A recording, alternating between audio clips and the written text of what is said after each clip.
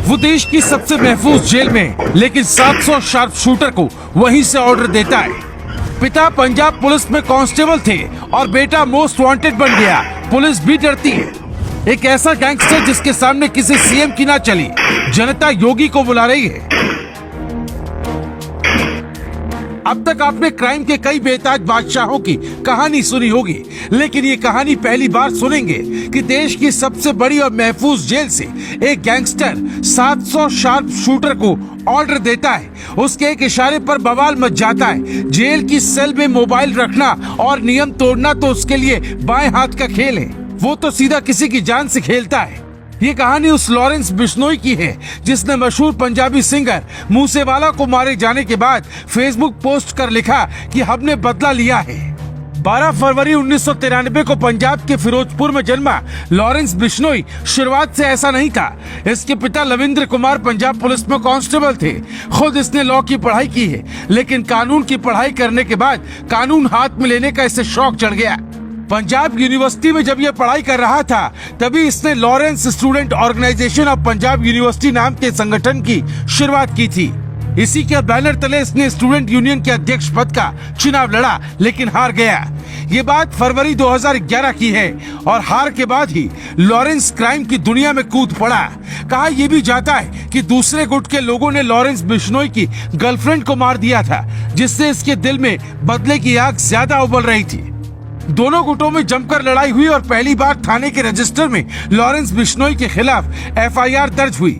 उसके बाद तो ये सिलसिला ऐसा चला कि अभी लॉरेंस बिश्नोई के खिलाफ 50 से ज्यादा मुकदमे दर्ज हैं। जिस गोल्डी बराड ने मूसेवाला को मारने की जिम्मेदारी ली है, वो लॉरेंस बिश्नोई से कॉलेज के दिनों में ही मिला था। इन दोनों ने मिलकर यूनिवर्सिटी में इतने झगड़े किए कि लॉरेंस बिश्नोई की यूनिवर्सिटी वाली लड़ाई का खौफ पंजाब के लोगों के दिलो दिमाग में बस गया। वो धीरे धीरे अपना नेटवर्क दूसरे राज्यों में भी फैलाने लगा। कुख्यात गैंगस्टर जग्गू भगवानपुरी को उसका गुरु कहा जाता है। जग्गू ने लॉरेंस बिश्नोई को बड़ा गैंगस्टर बना दिया। बिश्नोई को खुद के गैंग पर इतना भरोसा हो गया था कि सलमान खान को उसने जान से मारने तक की धमकी दी थी। कहा जाता है कि फिल्म रेडी की शूटिंग के दौरान लॉरेंस ने अपने गुर्गों के जरिए सलमान खान पर हमले करने की पूरी प्लानिंग कर ली थी। इसके लिए बाकायदा उसने सलमान खान के घर की रेकी भी कराई थी, लेकिन उसका ये प्लान धरा का धरा रह गया। लॉरेंस बिश्नोई खुद को बिश्नोई समाज के उन लोगों का पक्षधर बताता है जिन्होंने काला हिरण मारने पर सलमान के खिलाफ केस किया था। जिस बिश्नोई गैंग से आज पुलिस भी डरती है, उसका काम करने का तरीका इतना अलग है कि वो व्हाट्सएप में शहीद भगत सिंह की फोटो लगाता है, खुद को समाज सेवी बताता है और फिर उसके गुर्गे ऐलान भी करते हैं कि उसने बदला लिया है। इसके गुर्गे मैक्सिको, थाईलैंड और इटली में बैठे लोगों से कांटेक्ट करते हैं। वहां से इन्हें पैसे की मदद मिलती है और ये यहाँ धड़ल्ले से हर तरह के काले कारनामों को अंजाम देते हैं।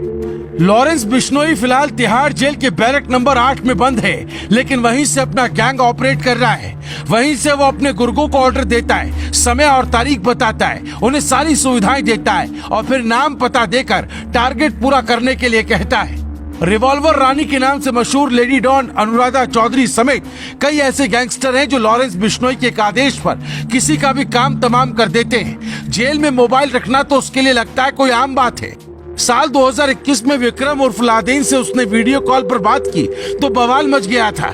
सिर्फ पंजाब ही नहीं बल्कि राजस्थान से लेकर दिल्ली तक में इसके गुर्गों का आतंक है। पंजाब का कोई भी सीएम इस पर लगाम नहीं लगा सका। इसीलिए अब जनता यूपी के सीएम योगी आदित्यनाथ को बुलाना चाह रही है, ताकि जैसे उन्होंने यूपी में माफियाओं की कमर तोड़ी, वैसे ही पंजाब से सारे गैंग को खत्म कर दें। Bureau report.